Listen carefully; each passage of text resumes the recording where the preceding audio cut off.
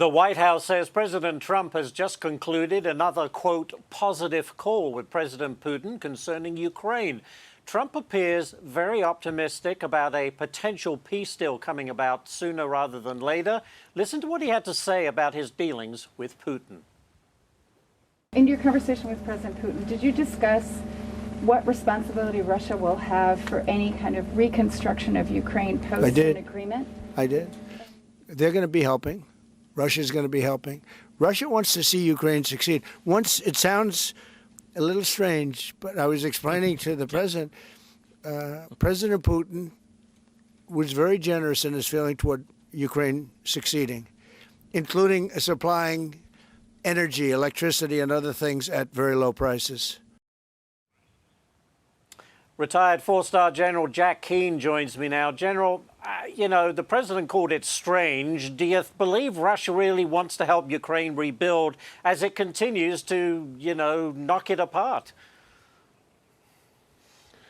Well, I do think that in the conversations Putin has with the president, I do think he comes off very sincere, very genuine, and likely, at least in those conversations, means what he says. But what we have seen throughout this last year, when it comes to the actions to follow the rhetoric, that doesn't show up. Yeah. And we've seen that time and time again. It was Putin that blew up the Alaska summit. He was going to meet with Zelensky and possibly with President Trump. And within 24 hours, they were denying that that ever was a plan to execute. And as a result of it, you know, things just went awry.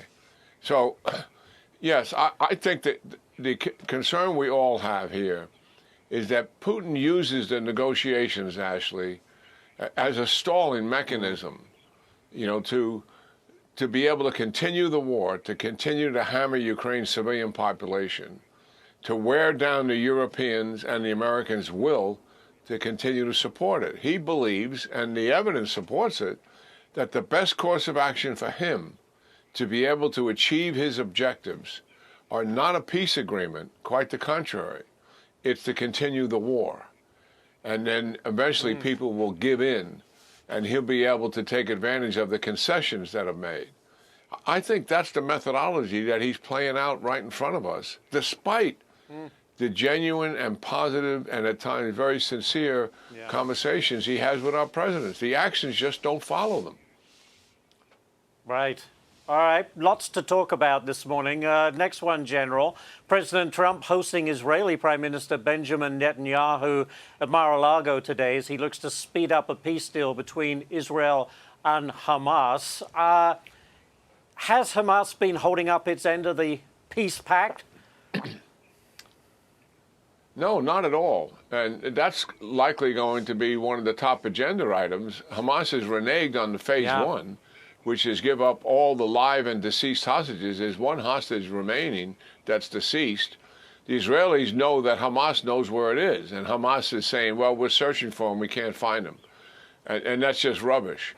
What are they up to? They want to delay phase two so they can reorganize, rearm, and certainly recruit new members of the Hamas organization. All of that has taken place, and they've already stated they don't intend to give up governance and to disarm, which was part of the 22-point peace deal.